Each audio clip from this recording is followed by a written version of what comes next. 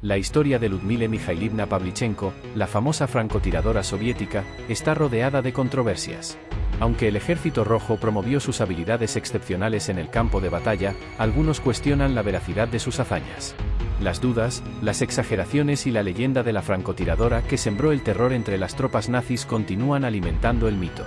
Fue solo tras su muerte, a los 58 años, que comenzaron a surgir un sinfín de dudas.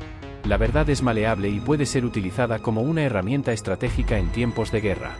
Durante la Segunda Guerra Mundial, y en todas las guerras, la presentación de la verdad puede servir como propaganda.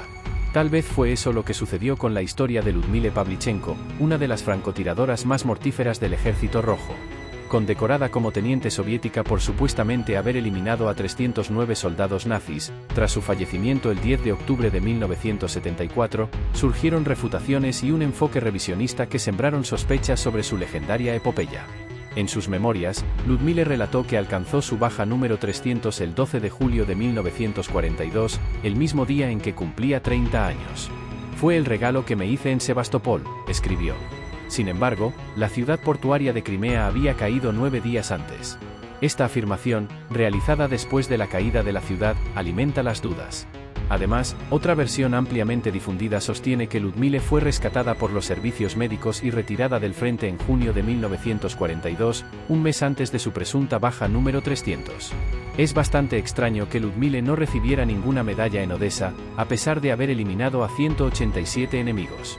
Los francotiradores recibían una medalla por cada 10 enemigos abatidos o heridos, y la Orden de la Estrella Roja por cada 20. Si causar 75 bajas era suficiente para obtener el título de héroe de la Unión Soviética, ¿por qué ella no recibió ninguna de estas condecoraciones?, se pregunta la historiadora Liuba Vinogradova. La pregunta es válida. Lyudmila solo obtuvo la Orden de Lenin y el título de heroína de la Unión Soviética, ambos después de ser herida y rescatada durante la caída de Sebastopol. ¿Fueron realmente 309? ¿Cómo supieron los nazis esa cifra tan rápidamente, al punto de prometer cortarla en 309 pedazos? ¿Por qué se negó a demostrar su puntería durante su gira por Estados Unidos, a pesar de la insistencia de los periodistas, un desafío que sí aceptó su compañero, el francotirador Pechelintsev? Las respuestas, la verdad completa y nada más que la verdad, se fueron con ella a la tumba en el cementerio Novodevichy, Moscú. Lyudmila Mikhailivna Pavlichenko fue una heroína de la Unión Soviética que no destaca prominentemente en las crónicas de la Segunda Guerra Mundial. Su historia, convertida en leyenda, o su leyenda transformada en historia, relata que entre 1941 y 1942 eliminó a 309 combatientes enemigos, de los cuales 36 eran francotiradores como ella. Eso equivale a casi uno por día, 0,84 según los cálculos. Suficiente mérito para que Joseph Stalin, amo y señor de todas las Rusias, le otorgara las medallas de Lenin y heroína de la patria. Lyudmila Mikhailivna Pavlichenko nació el 12 de julio de 1916 en el pueblo ucraniano de Beleye-Tserkov. A los 26 años, logró debilitar la ofensiva nazi desde su posición estratégica. Sin embargo, se sabe poco sobre su vida hasta los 15 años, salvo que cursó los 9 años de educación primaria en la escuela local, fue una estudiante promedio y destacó por su carácter terco e independiente, según sus biógrafos. A los 15 años, Lyudmila tuvo a su hijo Rostislav, un evento que destrozó mi matrimonio con Alexei, según contó más tarde. Alexei Pavlichenko, también muy joven y aún estudiante, se asustó con la llegada del bebé. El escándalo fue tan grande que Lyudmila y su familia se mudaron a Kiev para escapar de la vergüenza. En Kiev, ella trabajó como obrera en una fábrica metalúrgica, continuó sus estudios secundarios, se destacó como pulidora mientras un familiar cuidaba a su hijo, y finalmente ingresó a la Universidad de Kiev. En 1937, a los 21 años y a punto de graduarse como historiadora, defendió con éxito su tesis doctoral sobre Bogdan Khmelnytsky, el gran héroe cosaco que lideró la rebelión contra la aristocracia polaco-lituana entre 1648 y 1654. El destino parecía demorarse en encontrarla.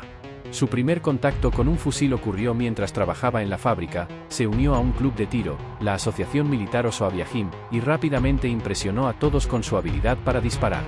En 1941, tras un intenso bombardeo de la poderosa Luftwaffe de Adolf Hitler, se puso en marcha la Operación Barbarroja, un asalto masivo destinado a invadir la Unión Soviética y conquistar todo el frente oriental. Este acontecimiento marcó el inicio del fin, que culminaría con la bandera de la hoz y el martillo ondeando sobre la cúpula del Reichstag alemán en Berlín el 9 de mayo de 1945. A pesar de los bombardeos del 22 de junio de 1941 y de las feroces batallas que se avecinaban, Stalin inicialmente no llamó a las mujeres a unirse a las filas. Pero a Ludmile eso le importaba poco.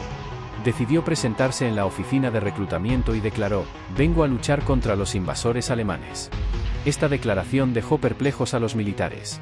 Le ofrecieron un trabajo que consideraban más adecuado para las mujeres, pero ella se negó y presentó sus credenciales. «He asistido a una escuela de tiro en Kiev.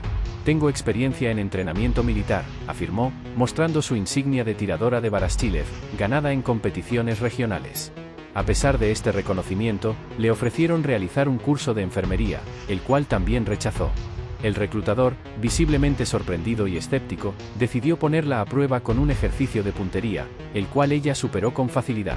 Su primer fusil de combate fue un modelo clásico soviético, el Mosin Nagant equipado con una mira telescópica de 4 aumentos. Sin embargo, pronto comenzó a utilizar el Tokarev SVT-40, ya que no requería volver a cargarlo después de cada disparo. A pesar de su peso considerable, Ludmile no se amilanó ante el desafío, aunque cargarlo durante horas, e incluso días enteros, no resultaba tarea fácil. Su bautismo de fuego tuvo lugar en la batalla de Odessa, ubicada al sur de Ucrania. Durante 2 meses, Ludmile luchó contra los nazis y alcanzó el rango oficial de francotiradora de élite. Según su propio relato, sus 2 primeras víctimas cayeron en Belyayevka, una ciudad situada a unos 50 kilómetros de Odessa, mientras defendía una colina. En esta ocasión, los biógrafos están de acuerdo. En 10 semanas, a pesar de sufrir 2 conmociones cerebrales y una herida leve, eliminó a 187 enemigos. No obstante, Odessa finalmente cayó y el ejército marítimo independiente, donde servía Ludmile, se trasladó a Sebastopol, en la península de Crimea. Para ella, estos 8 meses fueron un verdadero calvario, manteniendo su posición durante semanas de frío extremo e incluso llegando a comer insectos. A pesar de las dificultades, su dedicación valió la pena. Aquella francotiradora pionera en unirse fue reconocida como una de las mejores del Ejército Rojo.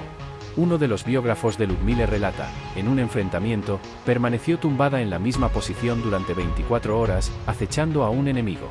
Al amanecer del segundo día, logró avistar y abatir al enemigo.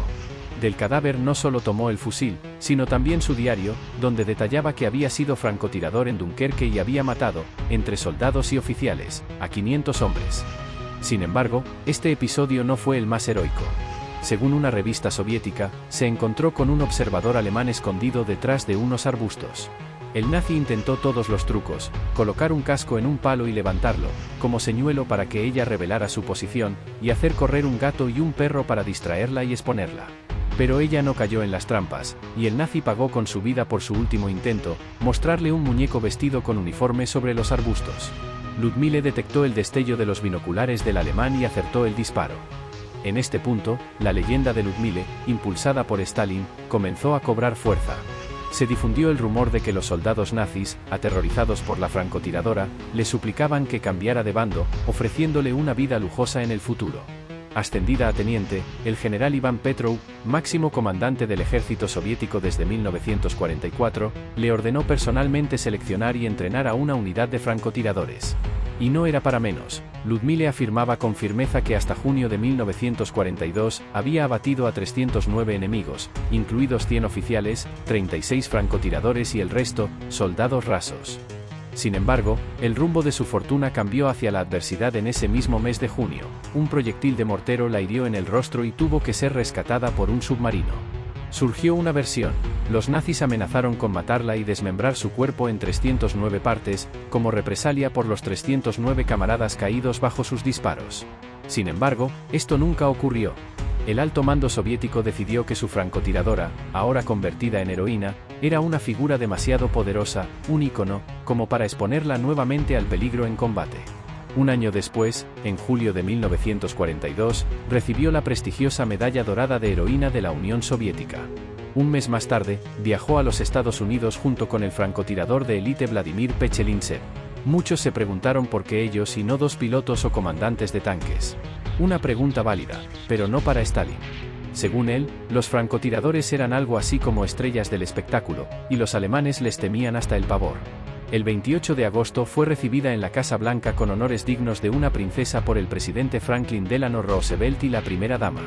Al día siguiente, el 29 de agosto, los medios estadounidenses anunciaron: la teniente de 26 años, Lyudmila Pavlichenko, una encantadora princesa guerrera que ostenta el récord individual más alto entre los mejores francotiradores del Ejército Rojo, realizó ayer dos hazañas que nunca habría imaginado: llegar a Washington y convertirse en la primera persona soviética en visitar la capital y pasar la noche en la Casa Blanca como invitada del presidente Roosevelt y la primera dama estadounidense. En una asamblea internacional de estudiantes en Washington, fue recibida con honores como una heroína. Impartió conferencias en el Congreso de Organizaciones Industriales y realizó apariciones en Nueva York. Durante una de estas apariciones, según informó en ese momento la revista Smithsonian, expresó: cada alemán que permanezca con vida matará a mujeres, niños y ancianos. Los alemanes muertos son inofensivos. Por lo tanto, al eliminar a uno, estoy salvando vidas. Poco después tuvo el privilegio de conocer a una de las mayores leyendas de la historia del cine estadounidense, Charles Chaplin, quien le comentó: parece increíble que esas manos hayan neutralizado a tantos nazis. Después de su retiro con el rango de comandante, se retiró de la vida pública. No ejerció como profesora de historia ni como instructora de tiro. En su lugar, trabajó en el cuartel general de la Armada y en el Comité de Veteranos de Guerra. Según algunos biógrafos, su vida posterior estuvo marcada por la discreción y la falta de reconocimiento. El hecho de que no se dedicara a entrenar a otros francotiradores, a pesar de su experiencia y renombre en el campo, alimenta las especulaciones en torno al mito de Lyudmila Mikhailivna Pavlichenko.